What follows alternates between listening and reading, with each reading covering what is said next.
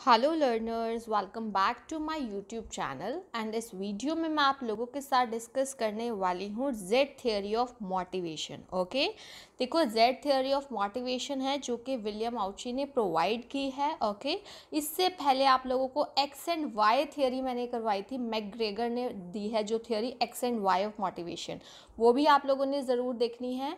और ये चीज़ ध्यान रखनी है, जो थियोरी जेड है वो theory X and theory Y जो कि मैकग्रेगर ने दी है उसके बाद बनी है। ओके, और इससे पहले जो थियोरीज ऑफ मोटिवेशन और भी बहुत सारी हैं, मैं डिस्कस कर चुकी हूँ। जो थियोरीज ऑफ मोटिवेशन की जो प्लेलिस्ट है उसका लिंक मैंने आप लोगों को डिस्क्रिप्शन बॉक्स में प्रोवाइड किया है, आप वहाँ क्लिक करके देख सकते हो। ये आप लोगों के लिए काफ़ी ज़्यादा यूज़फुल रहने वाली है। सो हम स्टार्ट करते हैं जेड थियोरी ऑफ मोटिवेशन को। तो सबसे पहले हम लोग बात करते हैं इंट्रोडक्शन की। जो विलियम आउची हैं उन्होंने डेवलप की है theory Z after making a comparative study of Japanese and American management practices. देखो, पहले मैं आपको थोड़ा इसका हिस्टोरिकल बैकग्राउंड बता देती हूँ सिंपल लैंग्वेज में। जो थियोरी जेड है जो किसने प्रोवाइड की है, विलियम आउची ने। तो यहाँ पे बात की है कि कंपैरिजन किसके बाद बनी, कंपैरिजन किया गया अमेरिकन और जापानीज मैनेजमेंट प्रैक्टिसेस का।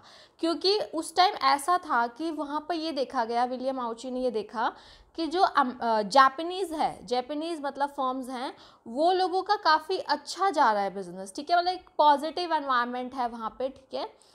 लेकिन अब कंपैरिजन जब उन्होंने किया तो उसके बेसिस पे उन्होंने क्या किया, जेड थियोरी को डेवलप किया। तो आपको कंपैरिजन पता होना चाहिए ना कि क्या उन्होंने देखा कि जो जापानीज फर्म्स हैं उनको ज़्यादा सक्सेस मिल रही है। ओके, वो भी मैं आपको बताऊंगी क्या डिफरेंस था। ओके, तो जो आउची है उन्होंने फॉलो किया जापानीज मैनेजमेंट प्रिंसिपल को और अपनी थ्योरी का नेम दिया Z. Okay, to boost the American management productivity program, ताकि वो जो अमेरिकन मैनेजमेंट प्रोडक्टिविटी प्रोग्राम है उसको बढ़ा सके। फॉलो किसको किया, जापानीज प्रिंसिपल्स को, मैनेजमेंट प्रिंसिपल्स को। देखिए, जो आउची की थ्योरी है first appeared in his 1981 book. अब बुक आपको ज़रूर पता होनी चाहिए, आपको पता है आप लोगों के लिए बहुत इंपॉर्टेंट है, ये काफ़ी इंपॉर्टेंट है। इन्होंने अपनी जो थ्योरी बताई वो कौन सी बुक में, अपनी theory Z, how American management can meet the Japanese challenge, ये उनकी बुक का नाम था कि अमेरिकन मैनेजमेंट जो है जापानीज चैलेंज को कैसे मीटअप कर सकती है, ठीक है। तो उन्होंने जब थ्योरी जेड बनाई तो उन्होंने बोला कि इससे क्या होगा, अमेरिकन मैनेजमेंट में या जनरली अगर हम बात करें तो एम्प्लॉय टर्नओवर कम हो जाएगा, यानी कि एम्प्लॉयज़ कम हटेंगे, उनकी कमिटमेंट बढ़ेगी, इम्प्रूव होगा उनका मोरल, उनकी जॉब सेटिस्फेक्शन और जो प्रोडक्टिविटी में बहुत ज़्यादा इंक्रीज़ होगा, ठीक है। तो सबसे पहले आप लोगों को डिफरेंस पता होना चाहिए कि क्या डिफरेंस था जिसकी वजह से जापानीज मैनेजमेंट बहुत ज़्यादा सक्सेसफुल हो रही थी, ठीक है। देखो, अमेरिकन ऑर्गेनाइजेशंस क्या फॉलो करती थी, शॉर्ट टर्म एम्प्लॉयमेंट, जबकि जापानीज लाइफ टाइम एम्प्लॉयमेंट। तो ऑब्वियस है, आप देखो जब शॉर्ट टर्म एम्प्लॉयमेंट होगी कि कभी भी एम्प्लॉयज़ को बाहर निकाल दिया जाएगा तो क्या वो लोग अच्छे से काम करेंगे, नो। एक तो ये पॉइंट ऑफ डिफरेंस था। सेकेंड देखिए, अमेरिकन ऑर्गेनाइजेशन में इंडिविजुअल डिसीजन मेकिंग जनरली वही लेते थे जो सुपीरियर्स, जबकि जापानीज में कलेक्टिव एम्प्लॉयज़ को भी इन्वॉल्व किया जाता था। अमेरिकन ऑर्गेनाइजेशन में रिस्पॉन्सिबिलिटी इंडिविजुअल ही होती थी फिर, जबकि इसमें कलेक्टिव रिस्पॉन्सिबिलिटी, जो कि एक सही पॉइंट है। अब इसमें क्या है, वो रैपिड इवैल्यूएशन कर देते थे एम्प्लॉयज़ का, बहुत जल्दी इवैल्यूएशन कर देते थे और प्रमोशन, जबकि इसमें स्लो इवैल्यूएशन होता था।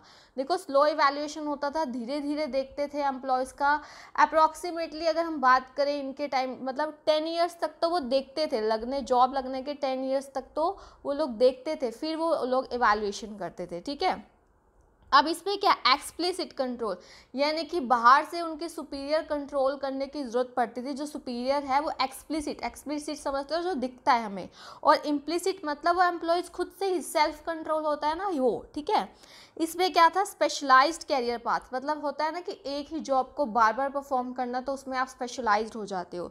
जापानीज़ में ऐसा नहीं था, वो जनरलाइजेशन था, नॉन स्पेशलाइज्ड था, यानी कि हर एक चीज़ की नॉलेज होनी चाहिए ताकि ज़रूरत के टाइम पे किसी को दूसरे में काम में लगाया जा सके, ठीक है। और इस पे अमेरिकन में क्या था कि segmented concern for employee as an employee, ये चीज़ समझिए, यानी कि अमेरिकन ऑर्गेनाइजेशन सिर्फ एम्प्लॉय की जो उसकी प्रोफेशनल लाइफ है, सिर्फ एज एन एम्प्लॉय ही उसको समझा जाता था, बट जो जापानीज़ ऑर्गेनाइजेशंस थी वो होलिस्टिक मतलब ओवरऑल उसकी जो पर्सनल मतलब लाइफ में अगर प्रॉब्लम आ रही है तो वो लोग उसको भी समझते थे। तो अब आप लोगों को ये समझ आ गया होगा कि क्या डिफरेंस था, उन्होंने कंपैरिजन किया। जो विलियम आउची थे वो कौन थे, American economist and management professor, ये भी आपको पता होना चाहिए, अमेरिकन इकोनॉमिस्ट एंड कौन थे वो, मैनेजमेंट प्रोफेसर। और अब आपको ये क्लियर हो गया कि उन्होंने कैसे देखा, उन्होंने ये देखा कि क्या डिफरेंस है जिसकी वजह से जापानीज ऑर्गेनाइजेशंस बहुत ज़्यादा सक्सेसफुल में हैं। ओके, अब देखिए, अब उसके बेसिस पे उन्होंने जो है, विलियम आउची ने जो है जेड थ्योरी डेवलप की। अब उसके फीचर्स की बात करते हैं, क्योंकि आपको पता होना चाहिए ना इसके क्या एलिमेंट्स है, क्या उन्होंने डेवलप किया। ठीक है, तो उन्होंने ये चीज़ें बताई कि एम्प्लॉयज़ को कैसे मोटिवेट किया जा सकता है और एक ऑर्गेनाइजेशन कैसे सक्सेसफुल हो सकती है। ठीक है, और ध्यान रखना थियरी एक्स एंड वाई जो मैकग्रेगर की है उसके बाद आई है थियरी जेड। तो उन्होंने जो है थियरी वाई को भी फॉलो किया, मैंने आपको पढ़ाई है, आपने ज़रूर देखनी है वो वाली theory X and theory Y को। देखो, सबसे पहला इसका फीचर है कलेक्टिव डिसीजन मेकिंग। अब ये क्या है, जेड थियरी का ये इंपॉर्टेंट प्रिंसिपल है। और आप देखेंगे, हमने पहले वाई थियरी जो की थी उस पर भी ऐसा था ना, एम्प्लॉयज़ को इन्वॉल्व किया जाता है। ठीक है, अगर हम एम्प्लॉयज़ को डिसीजन मेकिंग में इन्वॉल्व करते हैं तो उनको ऐसा लगता है कि हाँ, हम ऑर्गेनाइजेशन का इम्पॉर्टेंट पार्ट है, और वो जो है फिर कुछ पूरी मेहनत करेंगे उस डिसीज़न के लिए। ये चीज़ भी आप लोगों ने समझनी है। उसके बाद है नेक्स्ट फीचर है लॉन्ग टर्म एम्प्लॉयमेंट। अब देखो, लॉन्ग टर्म एम्प्लॉयमेंट आपको पता है मैस्लो ने हमें दी थी ना सेफ्टी नीड, उनका हायरार्की ऑफ नीड्स था, उसमें एक सेफ्टी नीड्स थी। तो ऑब्वियस है एम्प्लॉयज़ को अपनी जॉब सिक्योरिटी भी चाहिए होती है। So it is important for employees to possess that certainty that they will have a job in the future. यानी कि वो चाहेंगे कि ऐसा तो नहीं है कि उनको कभी भी हटाया जा सकता है ना, ऐसा नहीं होना चाहिए। यानी कि जॉब की सिक्योरिटी और जॉब की गारंटी अगर होती है तो वो क्या बन जाते हैं, एम्प्लॉयज़ लॉयल बन जाते हैं। ओके, और ये बहुत एक अच्छी बात है। उसके बाद आता है हमारा जॉब रोटेशन। देखो, जनरली जॉब रोटेशन किस लिए किया जाता है, ताकि जो है हर एक चीज़ की नॉलेज हो एम्प्लॉय को। जॉब स्पेशलाइजेशन अलग होता है कि एक ही चीज़ को बार बार वो परफॉर्म कर रहे हैं, बट जॉब रोटेशन में जनरलाइजेशन आता है। अब जॉब रोटेशन भी थियरी जेड में उन्होंने बताया कि it helps employees to become generalist rather than specialize. मैंने आपको बताया उनको जनरलाइजेशन हो जाता है। ठीक है, with job rotation employees are given the opportunity to get to know the all faces of the organizations, all aspects of the organizations। ठीक है, अब क्या एक दूसरे के काम के बारे में भी पता चल जाता है। ठीक है, इससे क्या होगा कि मान लो अलग डिपार्टमेंट में अगर at the time of need उसको लगाना है दूसरे एम्प्लॉयज़ को तो लगाया जा सकता है। उसके बाद है स्लो प्रमोशन। देखो, it is not necessary for employees to shoot up on the hierarchical order ladder like a rocket in a short time.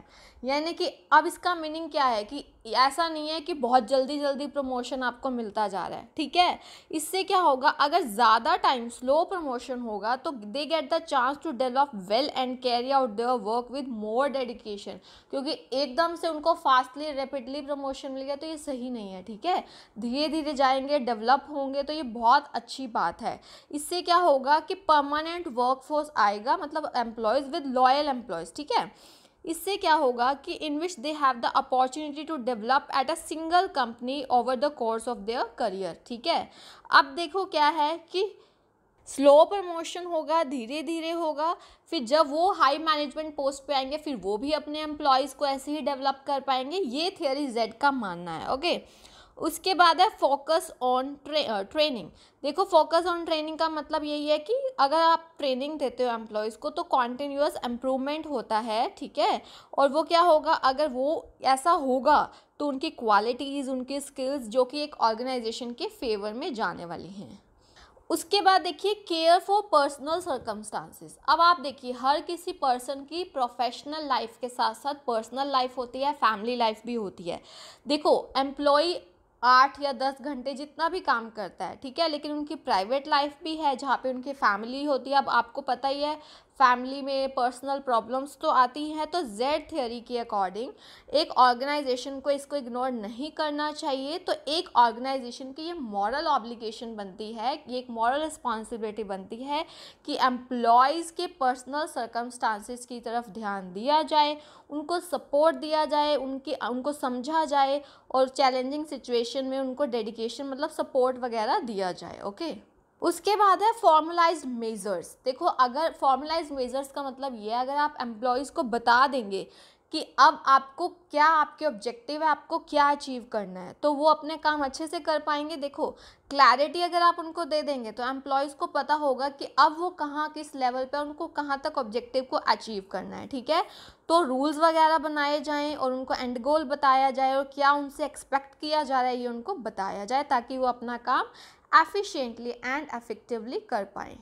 Next है इंडिविजुअल रिस्पॉन्सिबिलिटी। देखो, अब हम बात करें जैसे कि वाई थियरी में बताया गया था कि यहाँ पे ज़रूरी है एम्प्लॉयज़ के लिए कि खुद की उनकी रिस्पॉन्सिबिलिटीज़ भी हो। ठीक है, to help contribute to the organization, यानी कि उनको मोटिवेट किया जाएगा ताकि वो अपनी रिस्पॉन्सिबिलिटी को समझें और अपना काम टाइम पे करें।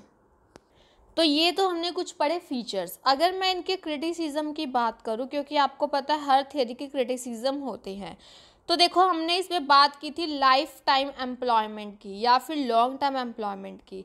देखिए, जो लॉन्ग टर्म एम्प्लॉयमेंट है वो हायर ऑर्डर नीड्स जो होती है, हमारी हायर ऑर्डर नीड्स समझते हो ना। देखो, लॉन्ग टर्म एम्प्लॉयमेंट से सिक्योरिटी नीड्स तो नो डाउट पूरी होती है, बट जो हायर ऑर्डर नीड्स है वो पूरी नहीं होती हैं। ये क्रिटिसिज्म है इसका। और आप ये देखिए, इसमें बोला है कि डिसीजन मेकिंग में एम्प्लॉयज़ का पार्टिसिपेशन किया जाए, जो कि बहुत डिफ़िकल्ट है, क्योंकि जो टॉप लेवल पे मैनेजर्स होते हैं उनकी ईगो हर्ट होती है इस चीज़ से। ठीक है, ये सारी चीज़ें जो हैं। और थियरी ने, जैसे थियरी जेड ने बोला है कि जो ऑर्गेनाइजेशन है उसमें कोई स्ट्रक्चर नहीं होना चाहिए, लेकिन अगर स्ट्रक्चर नहीं होगा तो काफ़ी कंफ्यूजिंग सिचुएशंस आ जाएंगी कि उस सबको पता नहीं चलेगा कि हम किसके लिए रिस्पॉन्सिबल हैं।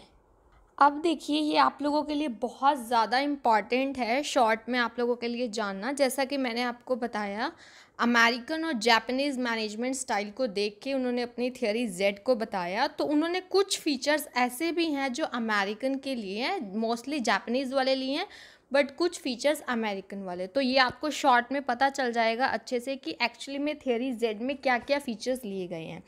देखो, ड्यूरेशन ऑफ एम्प्लॉयमेंट मैंने आपको स्टार्टिंग में ही बताया था, अमेरिकन का था शॉर्ट टर्म और जापानीज़ का लाइफ लॉन्ग, और थियरी जेड में हमने कितनी बात की है, लॉन्ग टर्म एम्प्लॉयमेंट की।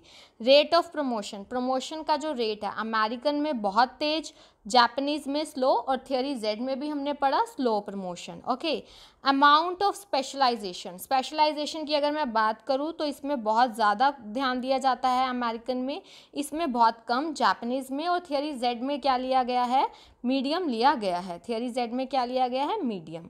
और डिसीजन मेकिंग, अमेरिकन में इंडिविजुअल, जापानीज़ में कॉन्सेंशुअल, मतलब यहाँ पे क्या था कि कलेक्टिव, और इसी तरह से यहाँ भी कलेक्टिव।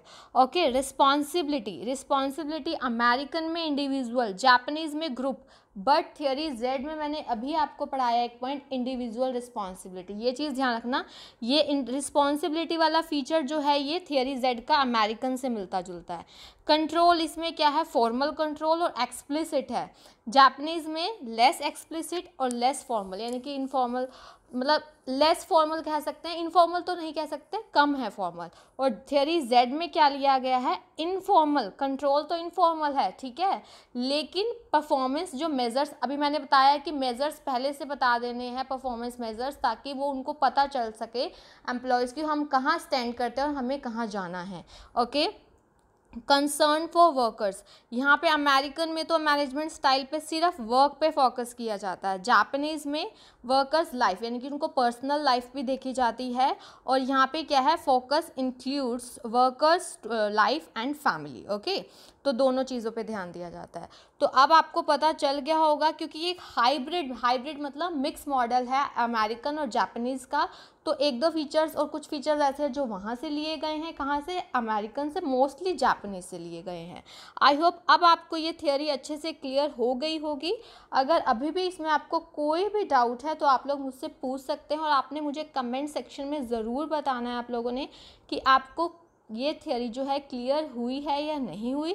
कोई भी डाउट है तो बताना है आप लोगों को मुझे। टेलीग्राम ग्रुप भी ज्वाइन कर सकते हो, जिसका लिंक मैंने आपको डिस्क्रिप्शन बॉक्स में प्रोवाइड किया है, ठीक है। और अगर पहले वाली थियरीज़ नहीं देखी हैं तो ज़रूर देखनी है, ताकि आप लोगों को अच्छे से जो है इजी लैंग्वेज में समझ आ सके और हर एक पॉइंट को अच्छे से नोट भी करना है। और अगर अभी तक आप लोगों ने इस यूट्यूब चैनल को सब्सक्राइब नहीं किया है देन यू कैन सब्सक्राइब और बेल आइकन को प्रेस कर सकते हो, ताकि आपको मेरे अपकमिंग वीडियोज़ की टाइमली नोटिफिकेशन मिल सके। Thank you so much, keep learning and have a nice day.